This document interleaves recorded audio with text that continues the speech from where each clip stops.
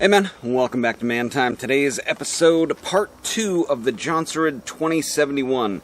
My perfect chainsaw eBay special. Got it dirt cheap, and there's a reason why. It is used, abused, wore out. Got some random missing parts, and then some random new parts, like this muffler. It has some rattling in the crankcase. I want to check the bottom end, check the squish, do some port timing, see what this saw is all about, and probably, at the minimum, replace the ring. At the maximum, see what we can do about some port mapping. Welcome to Man Time.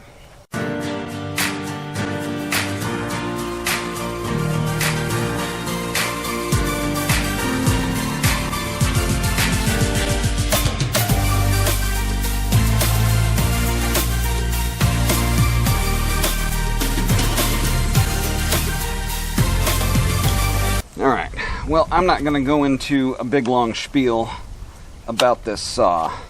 I've already done that in the previous video. If you missed part 1, this is part 2.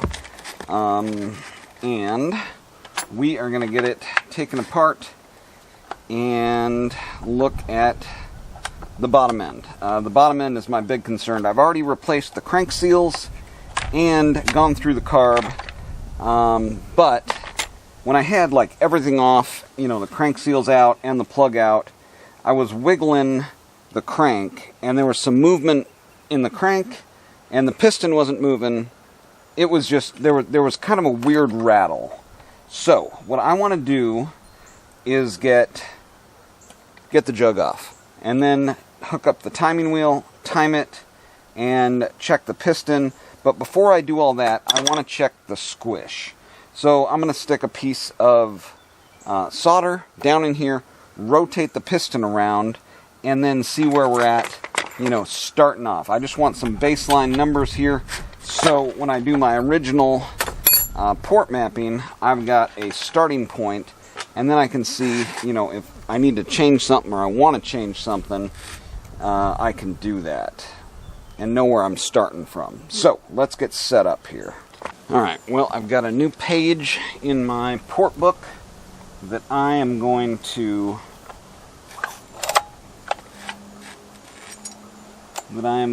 now test. Oh, jeez. Well, that's an interesting way to start the day. The squish. This solder is, let's check here. So this solder is 60 thousandths. 60 thousandths. And I didn't feel, any amount of squish there. Alright, make sure you're all the way up against the cylinder wall. Yeah, all the way. Okay, so it did squish it a tiny amount. So we went from 60 thousandths down to 5 thousandths. Well, I won't be putting this back together with a base gasket. Yeah, actually at the skinniest point there I'm getting 45. And it's just barely squished. Like almost imperceptibly squished. But it did come down, yeah, from 60 to 45. So, at the very least, when I put this back together, it's not going to have a base gasket in there. I'm going to take the muffler off of here. You don't have to take the muffler off. You can take, you know, the cylinder with the muffler at the same time. But it's got one of those, I don't know what you call it, but like a Formica exhaust gasket. I hate those things. They're just garbage. I've got a good highway one left over from my kit where I did the seals, so I'm going to use that instead.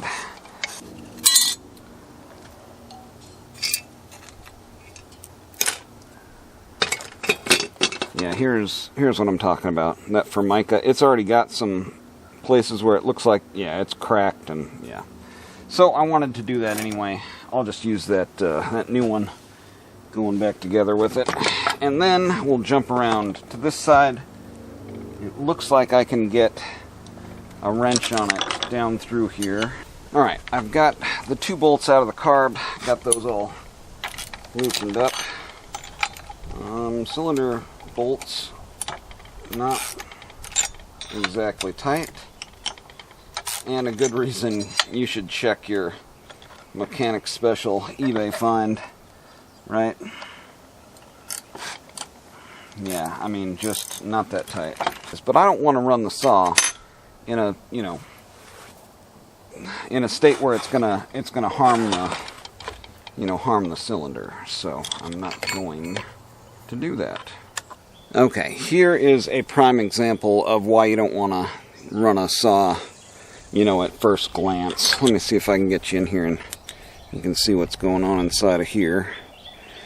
First thing to note is, like, it's immaculate in there as far as the transfers and everything.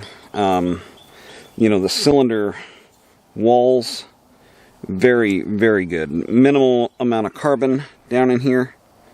It's not bad. You know, it's just not bad. But I was looking and I was like, what the heck is this?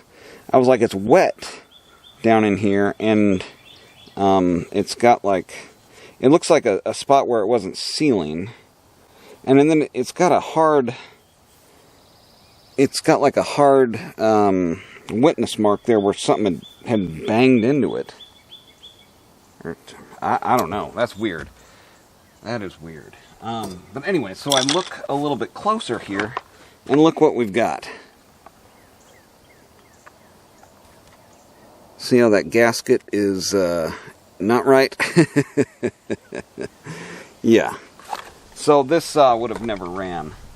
Never ran correctly anyway. This gasket was not even seated around the entire base of the cylinder. It was completely not sealed on this side.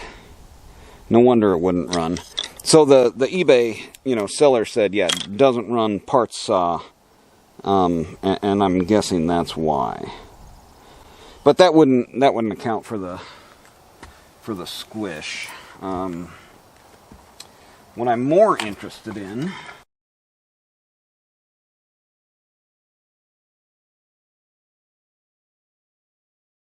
Alright, so let me get you right in here, as close as we can get in here. First thing I'm seeing, there is noticeable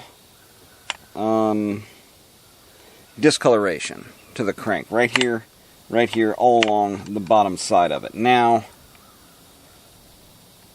if there is up and down play, it's almost imperceptible. And I don't see any damage on the bearing itself down here. I've rotated it through, you know, all the way around 360 degrees, and I did clean it all out, blow it all out, of course, and oiled it, and it seems to be okay. I mean, it just barely seems to be okay though. And then right here, there's actually wear and damage to both the side of the crank here. Like, there was a lip around here. Well, there still is kind of a lip around here. And then on the crank itself, there's wear marks. And I'm going like, how the hell? How did I get wear marks on the inside? But look at this. Look at that. There is a huge groove, like all the way around this piston. So that's just really, why was the piston shoved so far over? Was the cylinder misinstalled at some point? I don't get it. So obviously the piston is junk. I've never seen anything quite that bad. You know, where you've got a huge ridge on there. But let's see how it fares in the cylinder.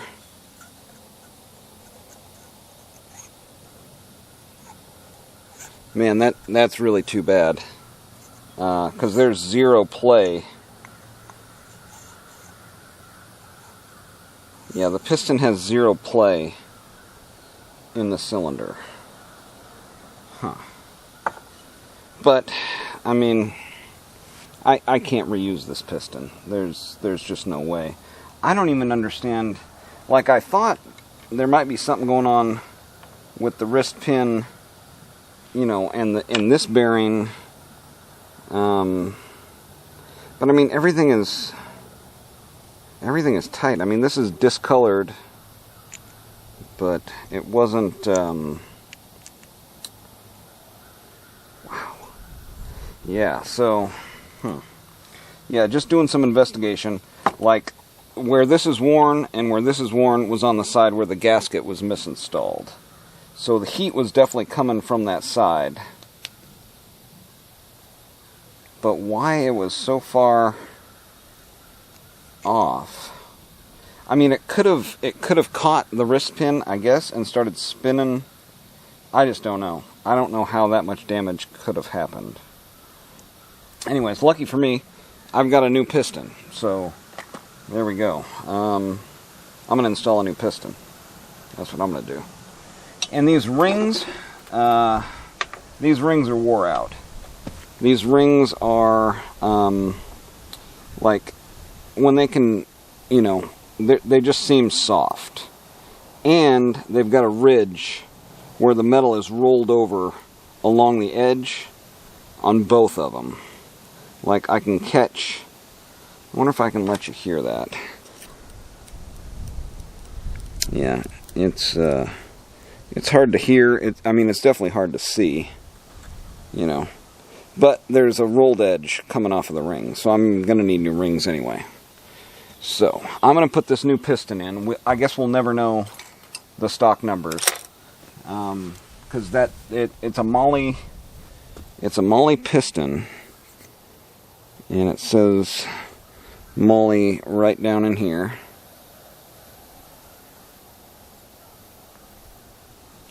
But it's too far. It's just too far gone. Yeah, just too far gone. So, let's get our new meteor in here. And I think this is a single ring. New caber ring. Yep. And I think it's a single. So let's see what we got in the box here.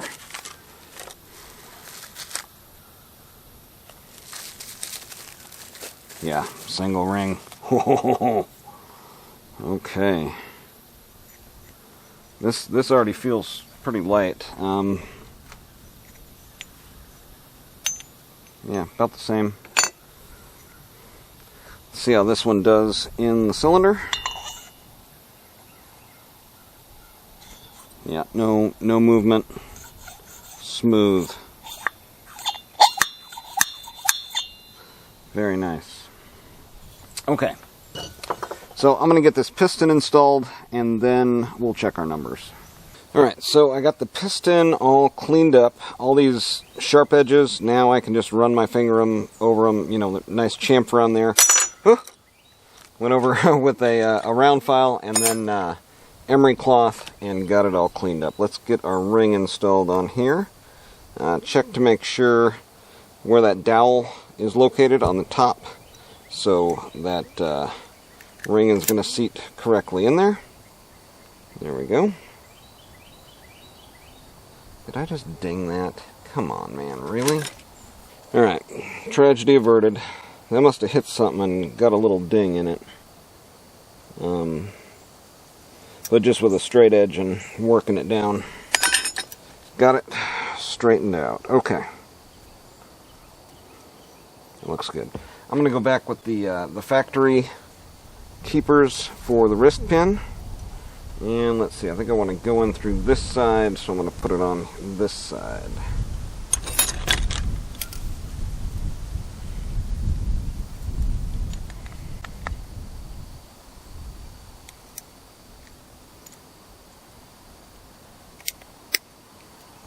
Yeah, those are nice and tight. Okay. Just run it past that little window there. And then on this side, we can just install it back on the crank.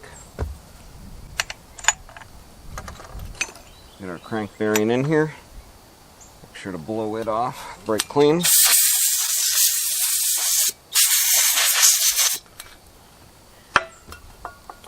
And put some oil on it.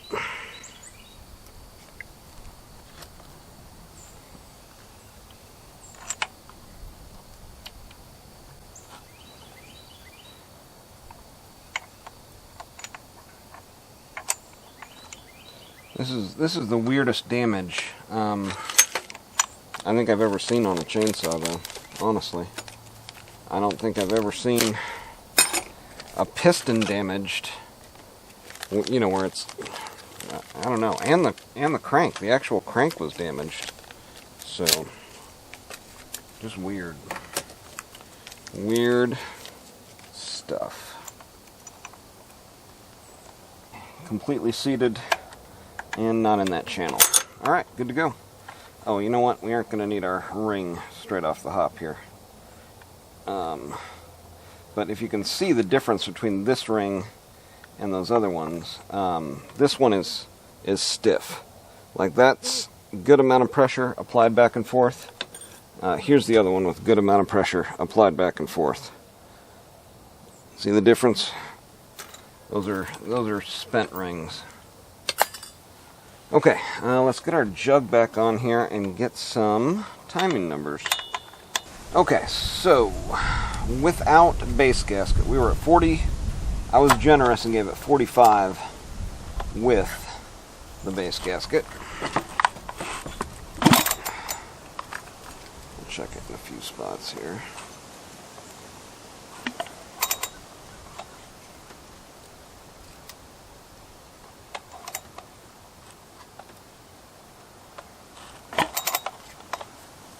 Alright, without the base gasket, let's check where we're at now. 30. 30 right at the edge. Yeah, so there's no way I'm going back with a base gasket. And when I go to port it, I'm probably gonna machine it down, because I want to get to 20 thousandths. But 30 thousandths, not too bad. So it was a 15 thousandths base gasket that wasn't installed properly. Okay, next, let's hook up our timing wheel and get some timing numbers on this thing, huh? Okay, if you've never taken and put a timing wheel on your saw before, this is just my setup, but basically I've got a cheap, locking chuck that I got off Amazon that I can then screw something in the back of. And I've got my piston stop on there, but you want to take your recoil off of there so you can make sure to, rotate both directions. But what we've got here is it hitting against the piston stop, which I've got in the top there, and that should be doing that at about 45 degrees before top dead center. And I'll just line up my timing wheel so it's, or my timing mark, so it's somewhere over on this side. Now it doesn't matter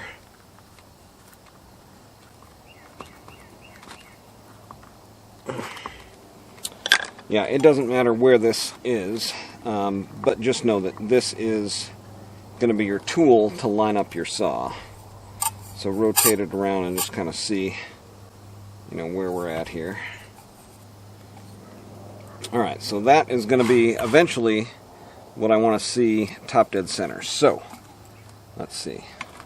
It's hitting this way, wanting to come up to top dead center. So 45 degrees-ish before top dead center. Let's lock this down. Alright, so we got 40. And 44. I'm looking for 42.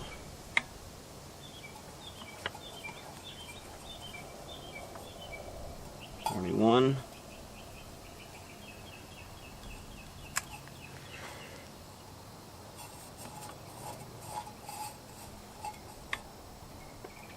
41.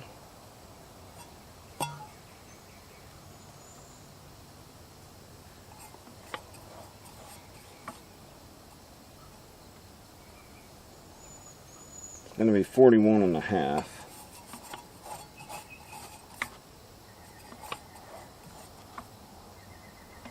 Alright, 41 and a half. We're centered up.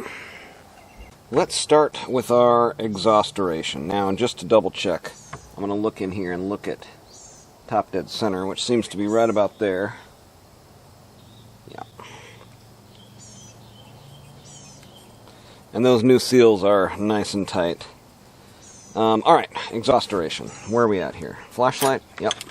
Black one, should have never got it. Let's see where our exhaust opens. I'm going to duck in front of you here. And you want to rotate the way that the piston, the way the cylinder is normally going to be rotating. Alright, first ray of light right there. 81. 81. Whew. Whew. You're going to be a hot little saw. Holy smokes, I wouldn't have wanted to change that anyway. Exhaust opens at 81, which is a duration of 162. That is one spicy little number.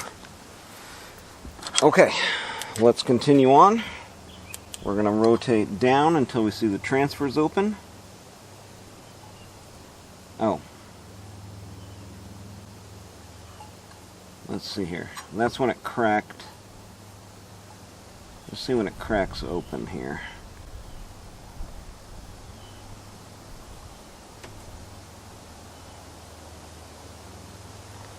Cracks right there.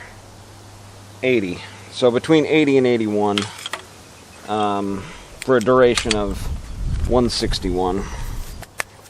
Well, that is perfect. I wouldn't have wanted to touch that anyway. No wonder you're a spicy little saw. Okay, now we are rotating down and seeing where the transfers open.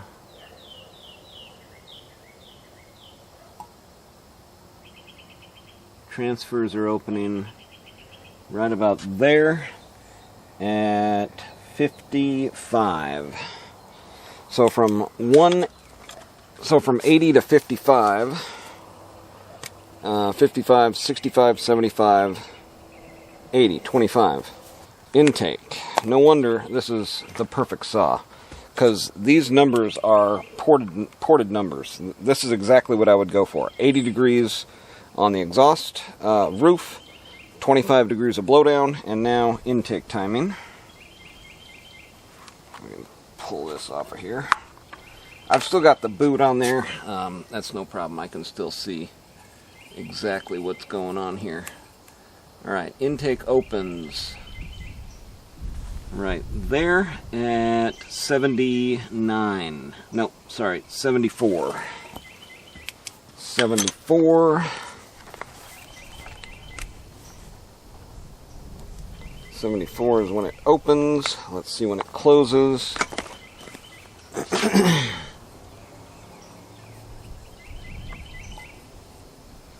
Coming down at it. Closes there, and that is, yeah, 76.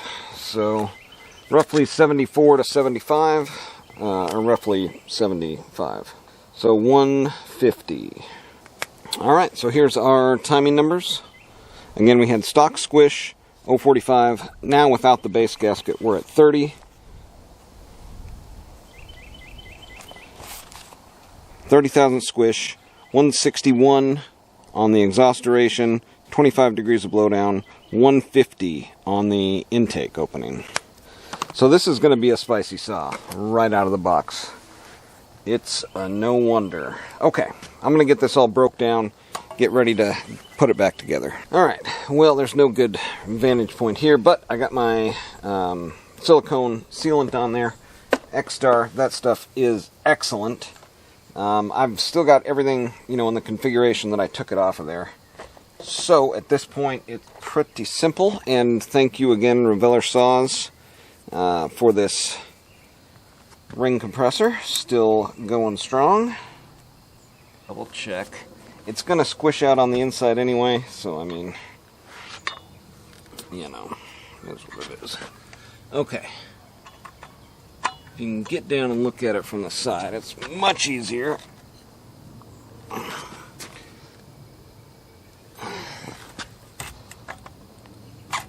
There we go. Look at there. Lined right up. And that's lining up, except for, it's not where that goes. Yeah, this, I mean, that's nice, not having the exhaust there. I think that's the way you really want to attack getting your cylinder on here. Yeah, this thing's gonna run hot out of the gate. I think they even come, you know, with pretty hot timing out of the gate. But yeah, I've seen a few different methods of trying to time a chainsaw, like using a timing light and stuff like that. It's just not all it's cracked up to be. I mean, you really need to have a, you know, degree wheel, or have degrees marked into your flywheel with something on the case that you know, shows where top dead center is, and then, you know, some 5, 10, 15, 20 degree timing marks. But I mean, as far as timing goes in advance, you know, there's no book written on where that timing number should be for optimal performance, you know, based on cylinder size, cc's, whatever. Yeah, just nothing really out there. So just basically max torque for the Harbor Freight set. Much more than we had on there stock. But this X-Star is excellent. Silicone gasket maker. Okay, that is that. Now the easy stuff, putting it back together. I'm gonna get all the little stuff back on here. Alright, man, it has been about a week waiting on parts, and the main thing was the oiler worm gear, right? And before I went to put the new one in, I went to just check it, you know, rotate the worm gear, make sure that was working and everything. I had already taken the oiler gear apart once and cleaned everything out, blew everything out, put it all back together. It seemed to be working, but then all of a sudden, like, it wasn't, right? Like, I went to turn the oiler worm gear and it was just locked up. So I'll show you what I found here. Actually, right in here, let's zoom you right in. Right in here, there was a little ding, and it had kind of folded over one of these edges. So I just went in there with a screwdriver, kind of like opened that up a little bit. Now let's see if it is going to work. And, you know, this should be super easy. We got it in there, and yeah, now it's rolling really nice and easy. So that is probably something the last person missed, you know, when they put that new gasket in there. That got dinged, and then it just blew that worm gear apart. So again, attention to the details. Little things like that can really bite you. One other cool thing that I found out, and this is an example of how worn this saw is. Like, right there is the wear spot where it's been, you know, wearing on the piston in there. Clear, you know, all the rest of the way around and in there, but yeah, nice big wear spot. But what I found was about 2.5 turns from fully engaged is the maximum you want to turn out this oiler. At about 2.5 turns, the peak of this adjustment cam is met at 2.5 turns. So that's what you want. It rolls all the way up in there, and then it rolls down to meet up with the edge to get maximum travel. But I just want to make sure I'm not on that edge, right? So I'm going to put a little dimple on this side where I can visually see like where that wear mark is, and then not have it seated so it's indexed toward the oiler. Well, I was able to put a mark on there to index it away, and I've been using this thing like my own personal fidget spinner now for the last 10 minutes while I ran a magnet all over the ground to try to find this little guy. Yeah, so the way that you don't want to do this, I guess, would be to put a screwdriver on it and just with one hand try to flip it up and over. A much better way would be to hold it with your finger as you twist up and push in. That doesn't allow it to fly into the abyss. But let me get this put back together. It is rotating freely, and let's see here. I think it's this way. Rotating out where stuff was kind of, I could see it kind of bubbling up, you know, so I knew it was pushing to the right spot. Let me get this back on here, and then we'll talk about total cost of this project. There were several parts that I was waiting on, you know, to include this worm gear. And those things are pretty tough to come by. I actually ordered another OEM oiler also. And a aftermarket kit one to see which one would get here faster. Also ordered a new clutch. The wrong one came, you know, so it's kind of like you get into this kind of funk when stuff doesn't really go right, or at least I do, you know. But we got our new crank seals on there, and everything is going my way at the moment. So let me get this back together, and then we'll talk about how much I've spent on this build so far. Well, I was just about to get ready to fire this thing up. And all of a sudden fuel starts like dumping out, like right kind of from the trigger and this seam here. I thought it might have been the fuel line. It is not the fuel line. It's actually the tank right here. It actually does it when I pull the trigger. There's like fluid flow.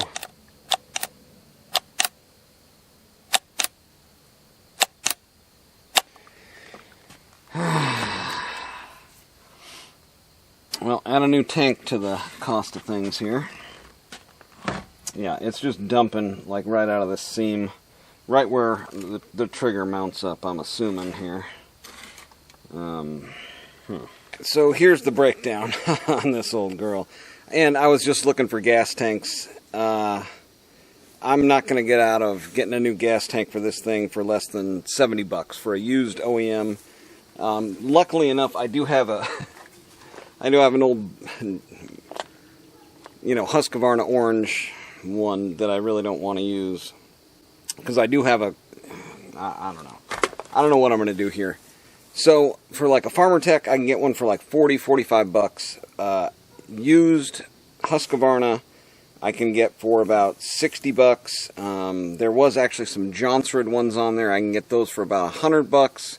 And then there was even a brand new Jonsered I could get for about $170. So I'm going to think on that for a little bit. I'm probably going to end up using the one that I already got.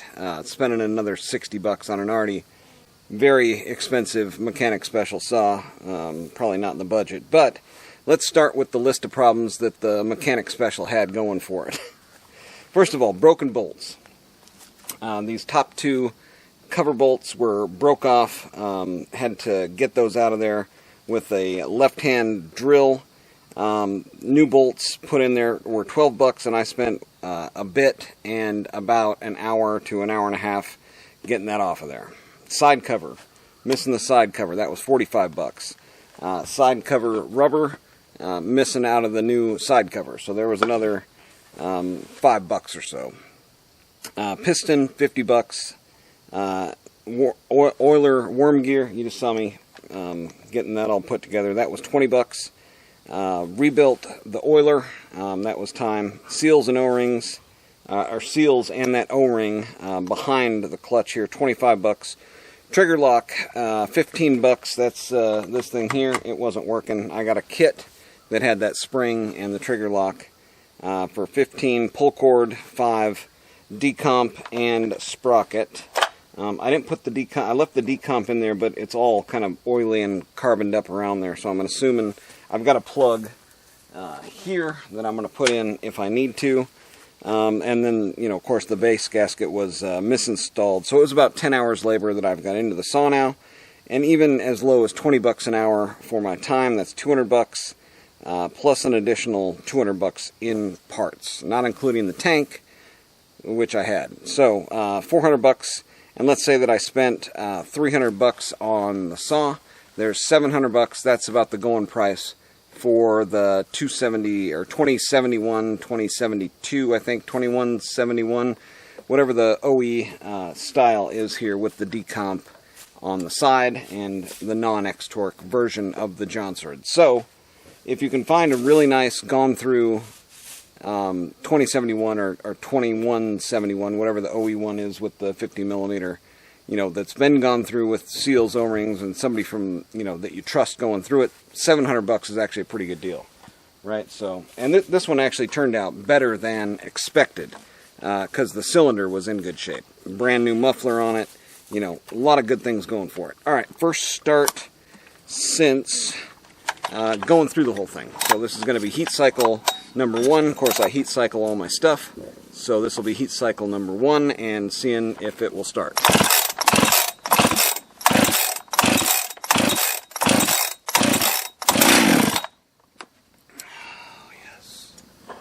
Yeah, the decomp didn't pop out. That's not a good sign.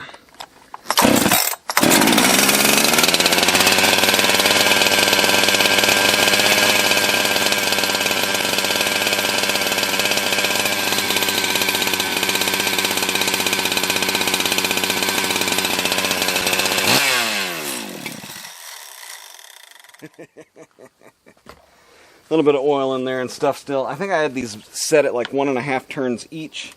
I'm going to bump up the throttle until we figure out where it likes to live here.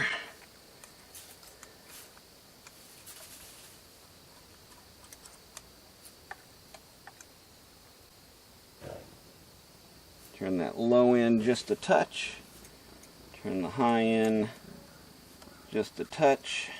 I won't need the high jet for right now, so let's try it again like that.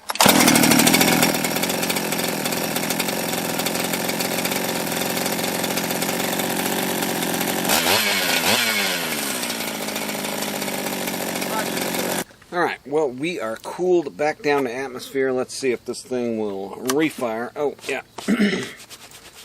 Gas. All over my pants. Great. I definitely think this is going to be a candidate for some plastic welding. Because looking at those prices one more time, I was like, I'm not going to pull the trigger. This is never going to be one of those, you know, showroom restored condition type of saws. But let's see how it restarts here after it's cooled down. Good news is the worm gear didn't blow out. We're still catching on that worm, and it's doing good. So nice break in there, nice slow at idle. It likes it like right about 1 turn, but I'm like way turned in on my idle adjustments. So let's see how it restarts. Yeah, it doesn't like to pop the decomp out, so I'll just do it. Oh, it's got good compression now. We'll keep that decomp in.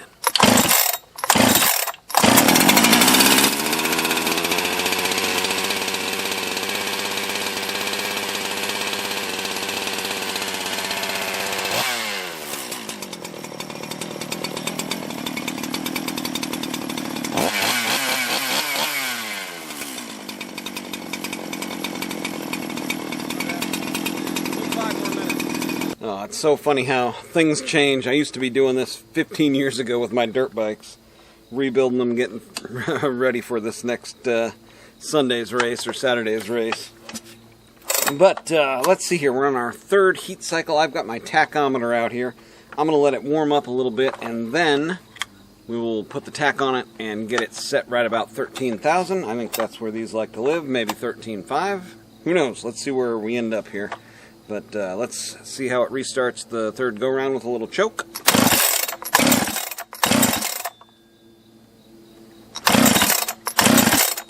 Let's not flood it.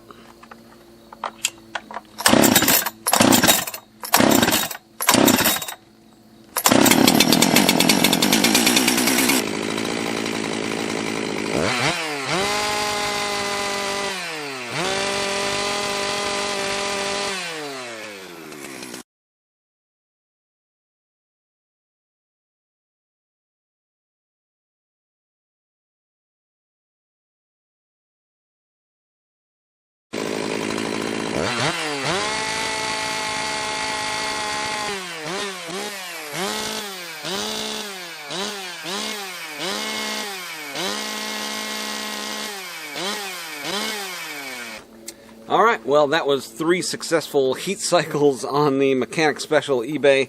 My favorite saw is just turning out to be a big pile of goo. I mean, that carb and the way it sounds stock is just, even with the base gasket delete, I need to get a muffler mod on here, like, pretty bad. And this carb does actually run similar to, like, the G372, right? Where it's not really happy unless it's 1 turn or below on high and low. It's weird. So, anyways, keep that in mind if you are looking for a Mechanic Special cheap eBay saw. I mean, this was actually a pretty not bad scenario, right? It could have been cylinder, and then it could have been a whole wormhole. This one at least had good cases, good cylinder, good carb. You know, bones are good. Like, nothing is too broken, but still. You know, it was $200 in parts and 10 hours in labor. So, there you go. Anyways, get out there. Have you some man time, too.